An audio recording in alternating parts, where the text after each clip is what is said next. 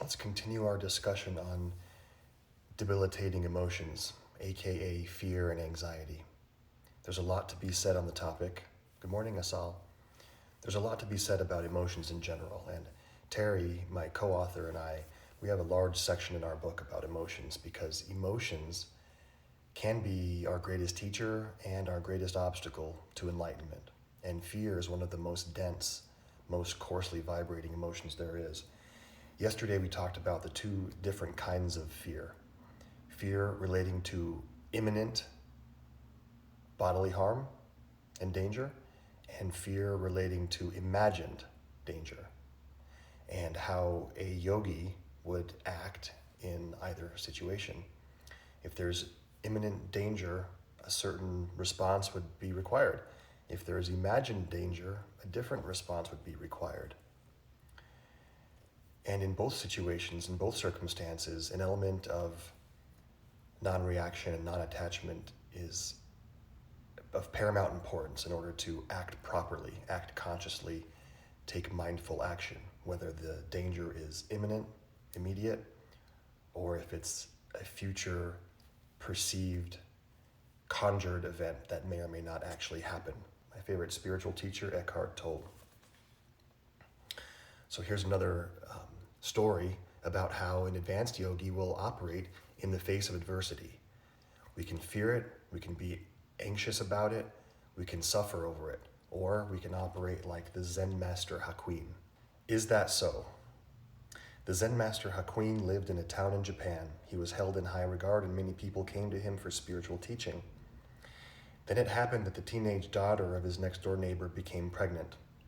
When being questioned by her angry and scolding parents as to the identity of the father, she finally told them that it was Hakuin, the Zen master. In great anger, the parents rushed over to Hakuin and told him with much shouting and accusing that their daughter had confessed that he was the father. All he replied was, "Is that so?" News of this scandal spread throughout the town and beyond. The master lost his reputation. This did not trouble him. Nobody came to see him anymore. He remained unmoved. When the child was born, the parents brought the baby to Hakuin. "You are the father, so you look after him." The master took loving care of the child. A year later, the mother of the child remorsefully confessed to her parents that the real father of the child was the young man who worked at the butcher shop. In great distress, they went to see Hakuin to apologize and ask for forgiveness. "We are really sorry. We have come to take the baby back. Our daughter confessed that you are not the father." "Is that so?" is all he would say as he handed the baby over to them. The master responds to falsehood and truth, bad news and good news in exactly the same way. Is that so? He allows the form of the moment, whether perceived to be good or bad, to be as it is, and so does not become a participant in human drama. To him, there is only this moment, and this moment is as it is. Events are not personalized. He is nobody's victim. He is so completely at one with what happens that what happens has no power over him. Only if you resist what happens are you at the mercy of what happens, and the world will determine your happiness and unhappiness. Are you letting the world determine your happiness or unhappiness? Are you a victim of your circumstances, or are you an active participant in creating your reality? Now, this is obviously an extreme example. Not many of us are faced with situations that dire. However, there are situations that can affect us if we let them. Do we allow them to affect us? Do we allow suffering to occur because of an external circumstance, or do we see the present moment as is, let it be as is, and then take mindful, conscious action? This is an extreme case of practicing non-reaction, non-judgment, and non-attachment. The Zen master Hakuin. How can we adopt more vairagya, more non-attachment into our lives? Well, yesterday we did a meditation on positive affirmation. Today, we'll take more of a tantric yoga approach where we use color and light to purify any negativity within us. So let's do that practice together now. So please find your comfortable meditative seat. Sit tall, and I'll give you a couple guidelines for our practice. We're going to use the navel center. We're going to use the heart center, and we're going to use the color violet to purify and cleanse any stuck, dense energy and thoughts and fears and anxieties that we carry with us. We all carry that stuff with us. We're going to visualize it being cleansed and released. Okay. Please relax the body. Tall spine, shoulders soft, face is soft. Close the eyes and sit tall. Do a quick body scan, relaxing the legs, relaxing the abdomen, relaxing your face. And I would like you to sense your inner body and turn your attention inside. And notice that there's a space, there's a sense of spaciousness inside the body. Wherever there is space, it's an opportunity for spirit to dwell there.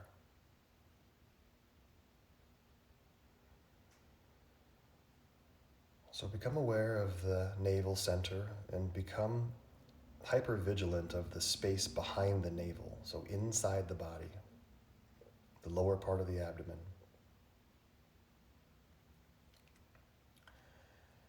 And just for a moment, we're not going to dwell too long, but just for a moment, begin to acknowledge that we do have fears.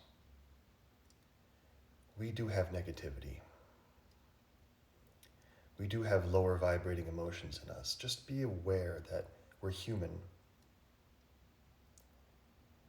And I want you to gather them there at the area behind the navel. Any feelings or thought forms habitually that stay with us, that are less than positive, less than helpful, anything that keeps us stuck in the past, stuck in negative thinking, any people or situations that we have challenges with, struggles with, negativity towards, karmic ties to. Gather it all, place it in the abdomen behind the navel.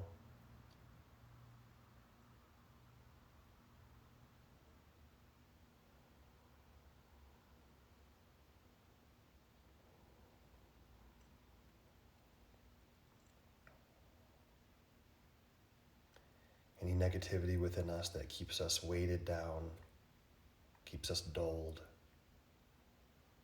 keeps us living in the past. And now the technique is a two-part process. The technique uses our breath, the inhale and exhale. So just for a moment, begin to deepen the breath. Still be aware of any dullness and heaviness in the abdomen.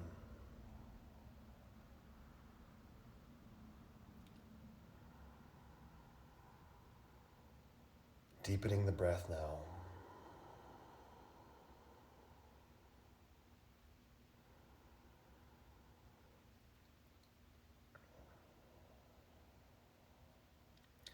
Now to begin to cleanse and purify this negativity within us, we use our inhale to lift it all into the heart, and then we pause the breath, holding the breath with full lungs, and while we're holding the breath, violet light floods the heart space, transforming all of the negative energy, all the heaviness and dullness at the heart, holding the breath, and then as you exhale, violet light lifts upwards through the body and out through the top of the head, eliminating anything that was once inside of us weighting us down. So as you inhale, lift any negativity from the abdomen into the heart. Hold the breath. Sense violet light rushing in, streaming in, cleansing, purifying, and transforming all of that denseness into light. Then as you exhale, all of that newly created violet light lifts out through the top of the head.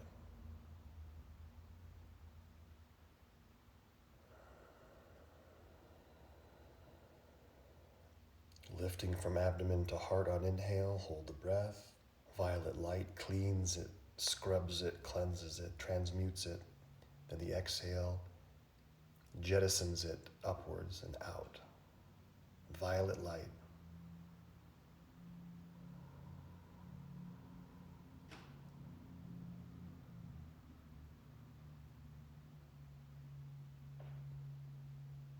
Violet light swirling through the heart, all throughout the chest.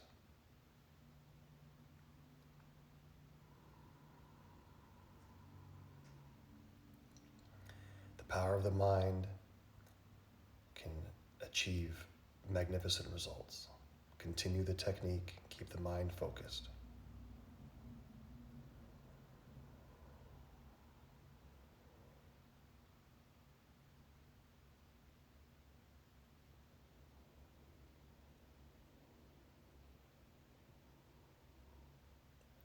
Repeat the process over and over again on the breath.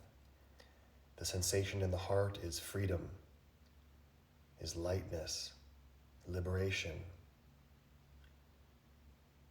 uprooting any stuck energy that we've been carrying, any fear, any anxiety, any shackles to a negative situation, to an unhelpful environment.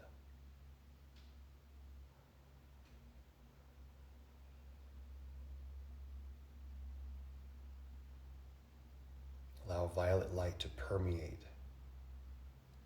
penetrate, and heal everything from our past.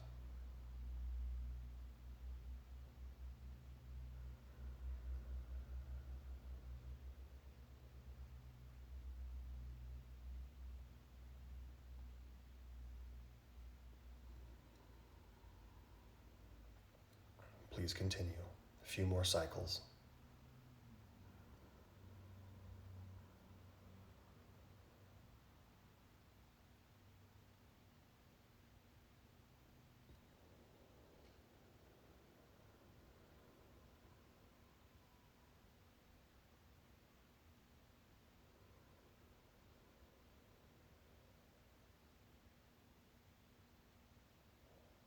Okay, now please release the technique and just keep the eyes closed and be still.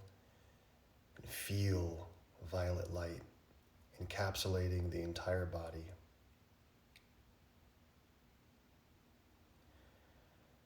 The focal point, the core of this light, this emanation is at the heart, radiating outwards.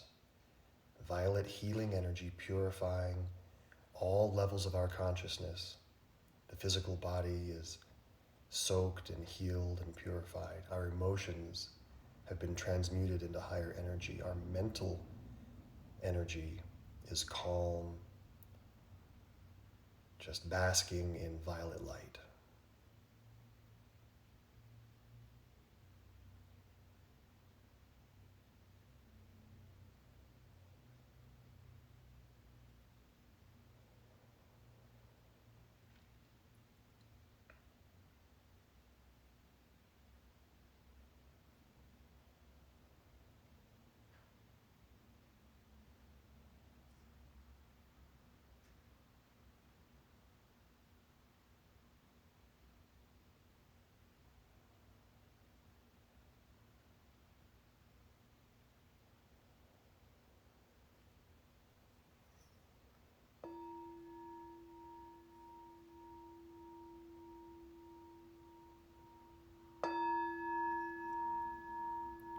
Let's chant Om.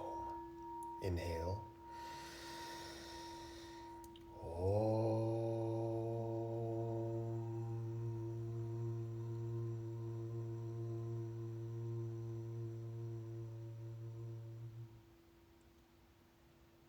Keeping the eyes closed, feel free to remain in this meditative state,